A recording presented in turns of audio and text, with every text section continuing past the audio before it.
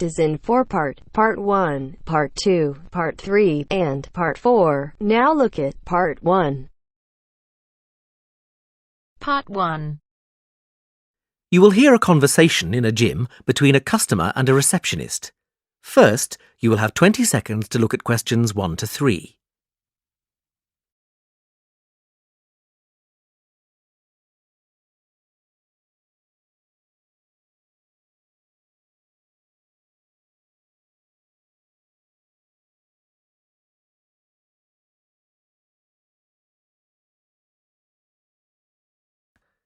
Now we shall begin. You should answer the questions as you listen, because you will not hear the recording a second time. Listen carefully and answer questions 1 to 3. Hello, and welcome to Smith's Gym. Hi there. I'd like to become a member. Yes, of course. We just need to fill out a couple of forms, and then I can show you around the gym. That would be great. Let's start with the membership form. Can I have your name, please? Yes, sure. Brad Simmons. Is that Simmons with a D or without? Without.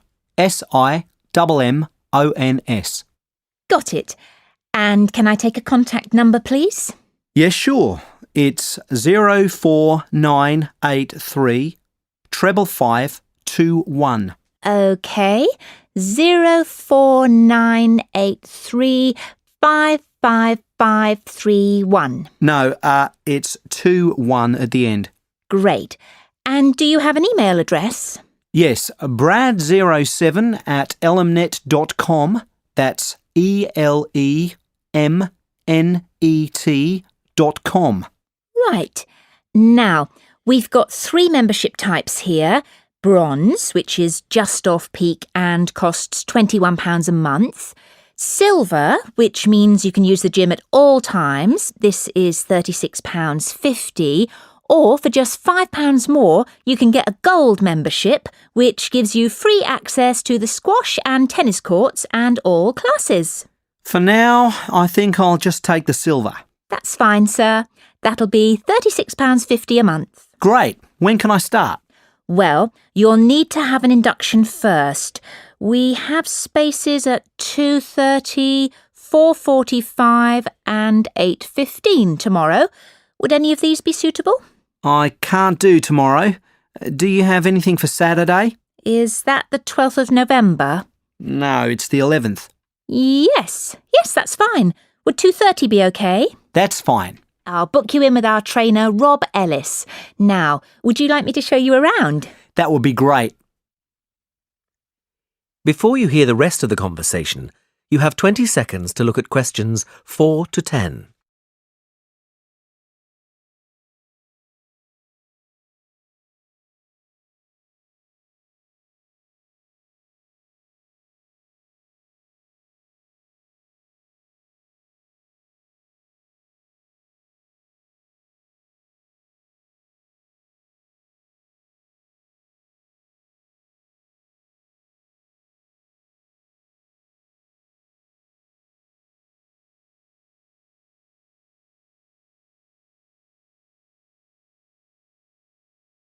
Now listen and answer questions 4 to 10. OK, follow me. Let's go up the stairs to the main equipment room.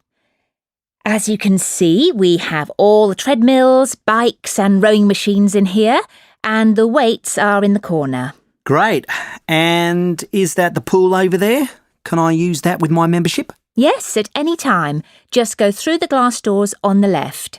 As you can see, the pool is dominated by the diving board at the far end. It's impressively tall. And on the right-hand side of the pool, you can see we have 2 lanes. The first one is a slow lane for those who are trying to improve their fitness. It gets really busy. The lane on the far right is what we call the club lane, because we reserve this for people who have membership. It is slightly less busy and the members can get a really good workout in it. That sounds great. Yes, it is good. And then near us, you can see a smaller area sectioned off nearly halfway across the pool. This area is where we put the school groups which come in the late afternoons during the week, usually from about 4. We keep them confined to that space so that the other end can be used for free swimming. And what is the little round pool for? We call that the toddler's pool. It's not very deep, and the mothers often bring their children in to teach them to swim in it. Great. Well, I'm glad I can use the pool. It will be good to vary my exercise. Definitely. When do you think you'll be coming? Most likely in the evenings. I'd like to come on Saturdays, but I often work then, so I think I'll have to miss that day and then come on Sundays. Oh, so you'll be a regular visitor? That's great news. Can I ask why you chose Smith's Gym? Well, actually, the television advert prompted me to join. It makes exercising look so much fun. I always thought going to the gym would be monotonous. No, not at all. It can be a lot of fun. My aim is to reach my optimum fitness. At the moment, I think I'm a bit unhealthy, so I'd like to change that. Well, give it some time and I'm sure you will. Now, shall we go back and complete the payment details?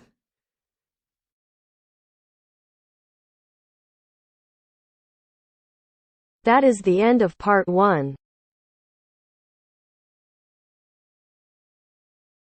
You now have half a minute to check your answers.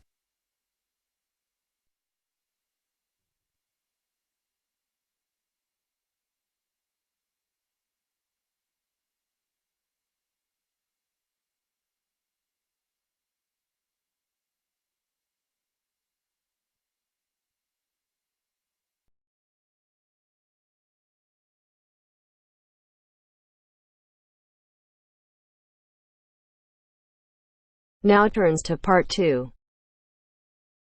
Part 2. You will hear 3 students discussing a language project. First, you have some time to look at questions 11 to 16.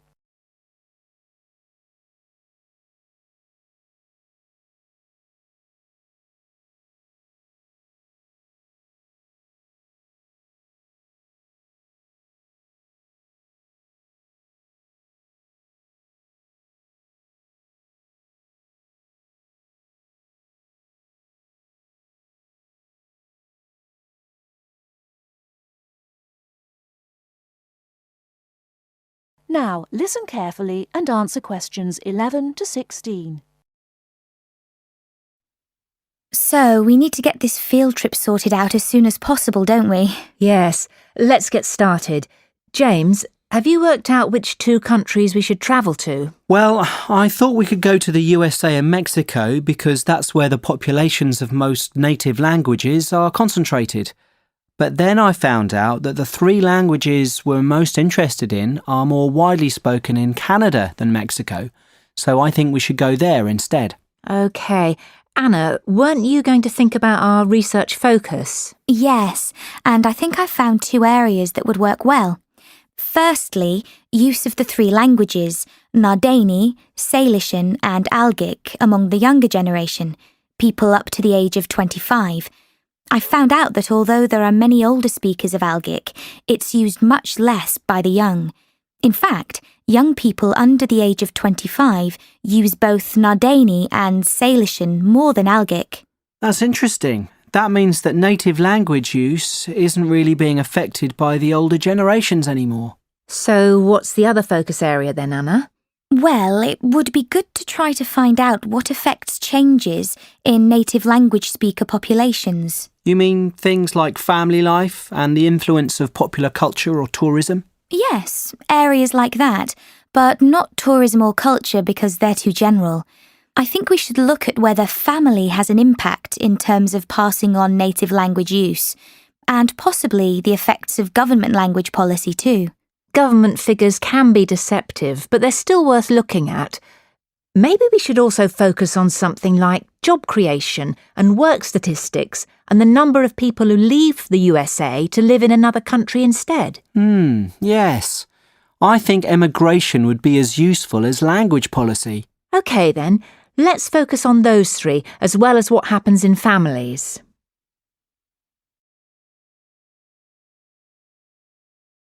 Before you hear the rest of the talk, you have some time to look at questions 17 to 20.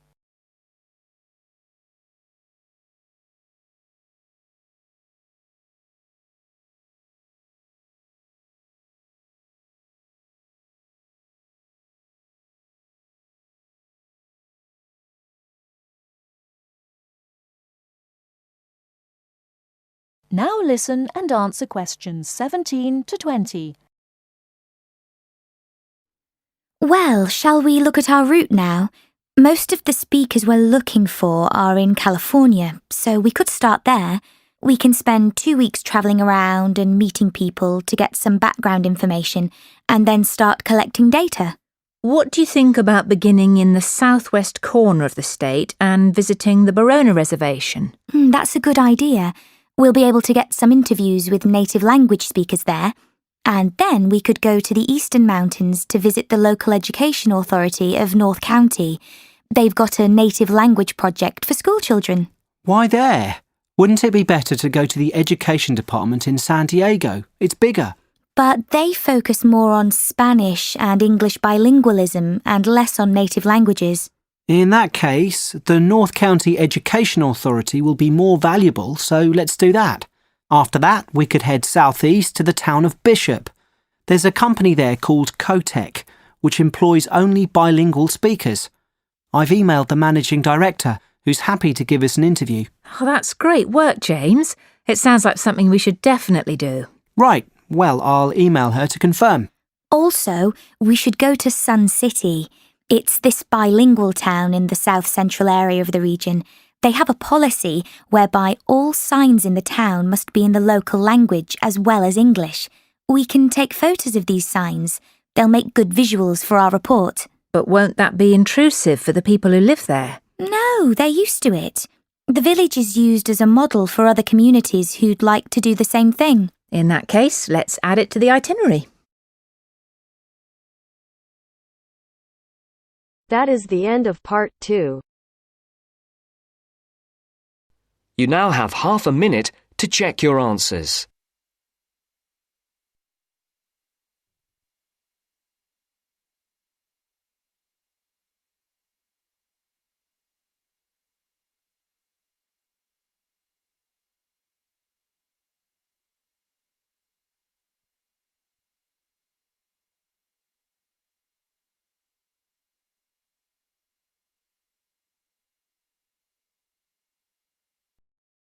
Now turns to part 3.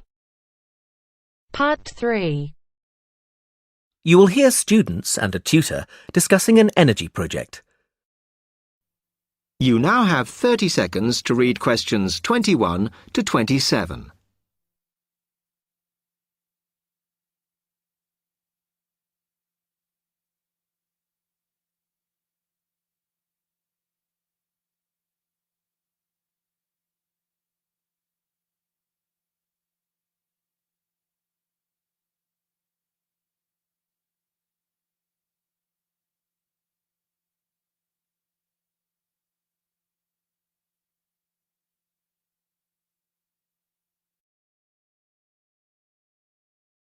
Good morning, Phil, Jackie. I hope your project is going well. Good morning, Mr. Jackson. Hi, Mr. Jackson. Well, we've made a start on analysing the different forms of renewable energy, but unfortunately, we don't really agree on some points. Okay, why don't we talk about it? Well, Jackie believes that all forms of renewable energy are beneficial economically, whereas I doubt that that's true for all of them. Such as? Such as wind, wave, and solar energy, because they're less reliable. That's a valid point, but I don't think that's a large enough factor to disregard it completely. Exactly. That's what I said. However, another drawback is that they're generally very expensive to produce. Yes, you're right, and that is a concern when evaluating their usefulness in future. I agree with you to a point, but it's likely that the cost will come down. I read a report in the Journal of Environmental Science that estimates the cost would fall by 20% over the next 10 years, which is significant, isn't it? Absolutely, Jackie. But you need to think about how difficult it is to predict the future cost of non-traditional energy sources before you believe the report. Remember, in your project, I want to see evidence of critical analysis. Make sure you've analyzed all the information rather than just accepting the information that you agree with. Also, it's very important that you demonstrate wide reading around the subject. I know. It's just that I'm not convinced that it's going to continue to be that expensive, especially if there's a demand from consumers. Well, what about if we analyze the costing process as part of our project? That's an excellent idea, Phil. Okay, so let's imagine that we want to forecast the cost of producing solar energy. How could we do that, Jackie? Well, I think we'd have to start by working out how many hours of daylight there are in the UK per year. The Meteorological Office would have data on that. Then estimate the number of hours of sun to get a rough total. And then I suppose we'd need to work out how much it would cost to supply the average home with solar power, and then extrapolate that to get a number for the whole country. Good. And don't forget the price of power conversion stations. This will have a significant impact on overall expenditure. And there's one more factor you haven't taken into account yet regarding the consumers. Whether they would change from traditional to renewable energy? No, but think about what might make them change. Oh, yes. How much they would be willing to pay. Exactly. Well done. You now have 15 seconds to read questions 28 to 30.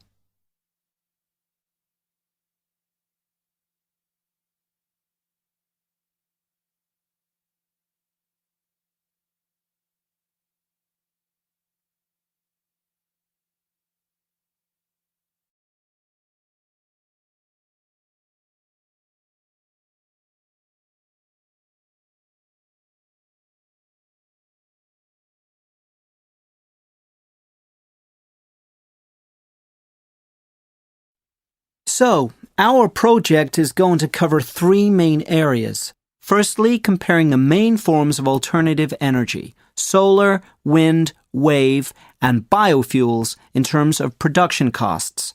Secondly, we'll take solar energy as an example and do a cost prediction.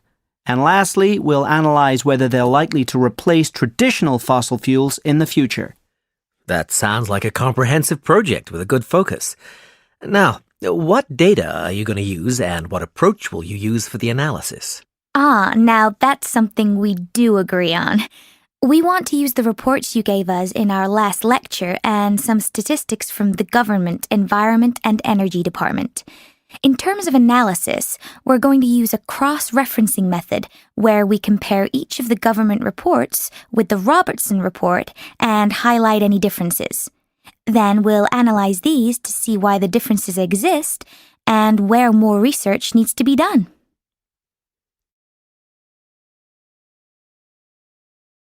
That is the end of part 3. You now have half a minute to check your answers.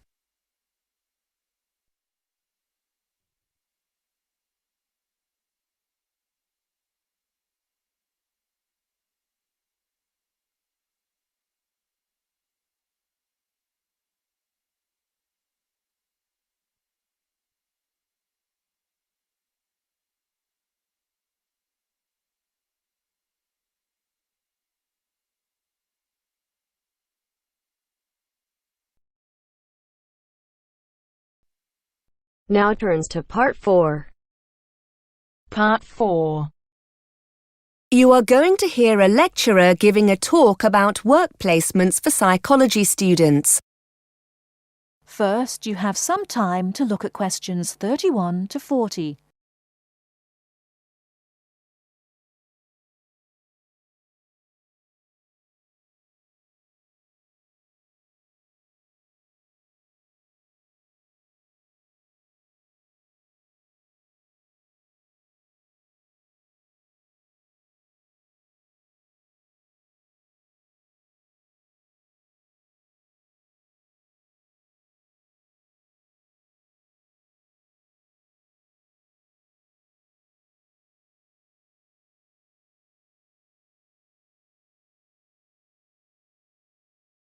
Now listen carefully and answer questions 31 to 40. Good morning. I'm here today to talk about the placement that's offered to all psychology students.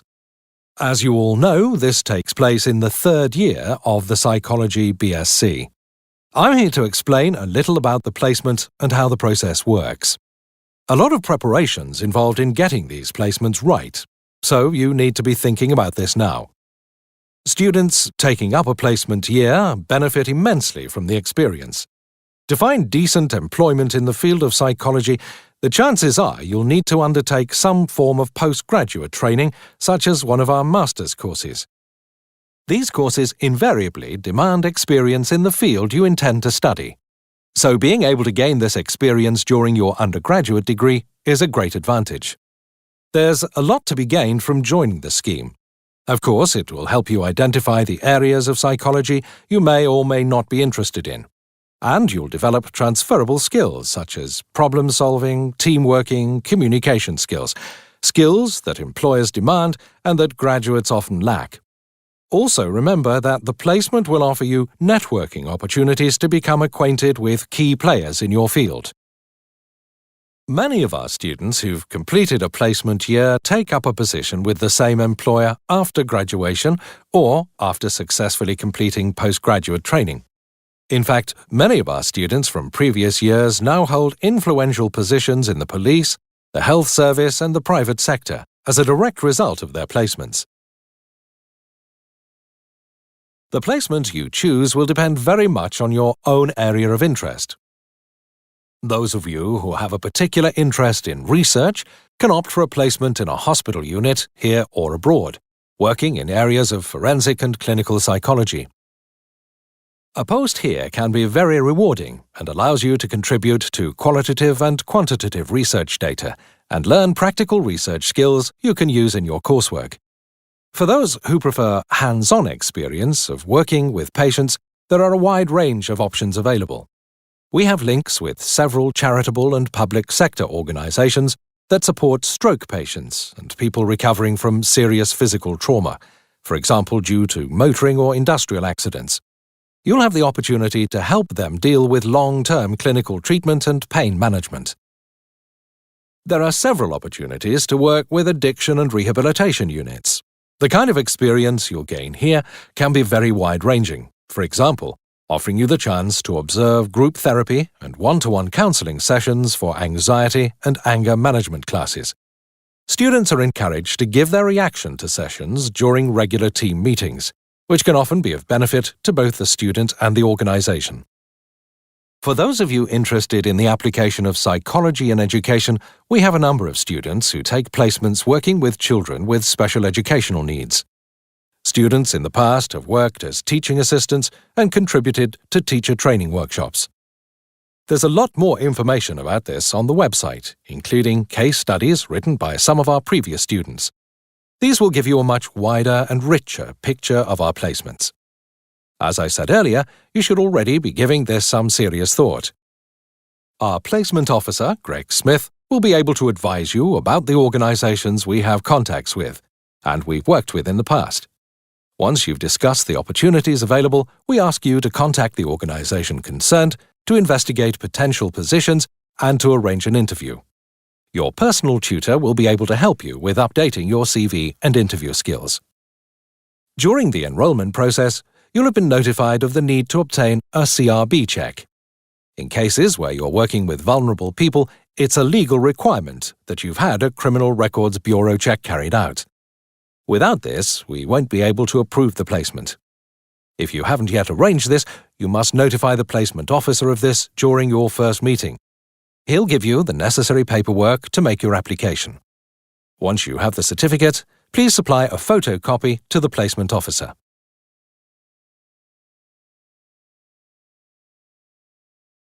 That is the end of part 4. You now have half a minute to check your answers.